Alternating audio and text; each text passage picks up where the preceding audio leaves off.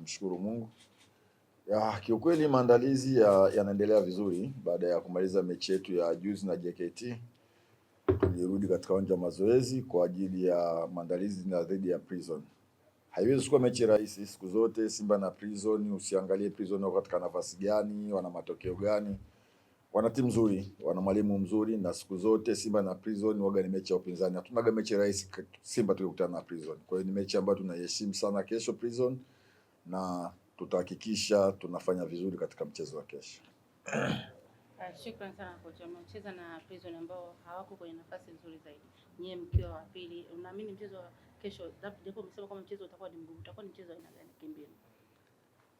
Kama nilivyosema, mbali na kuangalia matokeo ya Prison wako katika nafasi gani na wako vipi, siku zote Simba tunapokutana na Prison waga ni mechi ya upinzani mkubwa sana. Kwa hiyo tuiangalie Prison katika nafasi waliopo, tunaiangalia Prison tunapokutana nao huwa anatupa game namna gani. Kwa hiyo tunaamini haiwezi kuwa mechi rahisi, lakini pamoja na ubora wao, pamoja na ugumu wao, tumejipanga kuhakikisha tunapata alama 3 zote katika mchezo wa kesho. Shukrani sana kocha. Maswali kwa kocha.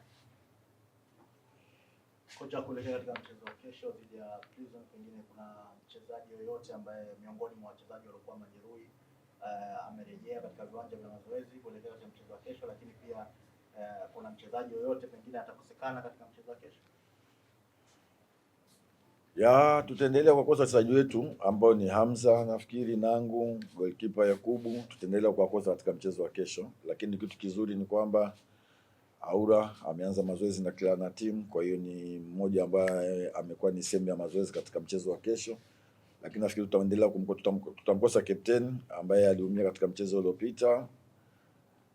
Waliosalia wote wako vizuri, wako kambini na wako katika maandalizi kwa ajili ya mchezo wa kesho. Swali lingine kwa kocha.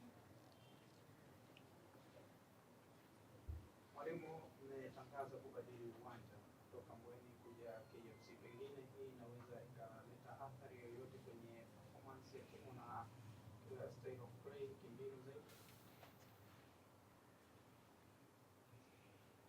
Nafikiri tumeama uwanja, na tumeama ni sisi, sio kwamba tumehamishwa. Tumeama ni sisi, ni baada ya, nafikiri mtu yote anaelewa hali ya hewa iliyokuwa Dar es Salaam. Mvua za mara kwa mara zimeweza kidogo kuharibu picha ya JKT, imekuwa sio nzuri. Kwa hiyo sisi tumefanya maamuzi ya kuhamia KMC ili iwe ni rahisi sisi kwetu kiuchezaji wetu, kimbinu, kwa kutokana na ubora na uzuri wa uwanja wa KMC, kwetu sisi itakuwa ni rahisi zaidi.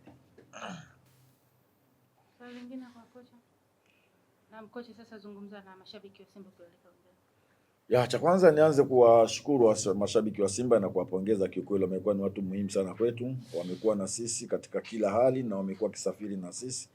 Cha msingi kwamba niwaombe waweze kufika kwa wengi kesho katika uwanja wa KMC, waje watupe support, na sisi kama Simba tunaambia kwamba tutafanya kile kitu kila mwana Simba anahitaji Simba ifanye.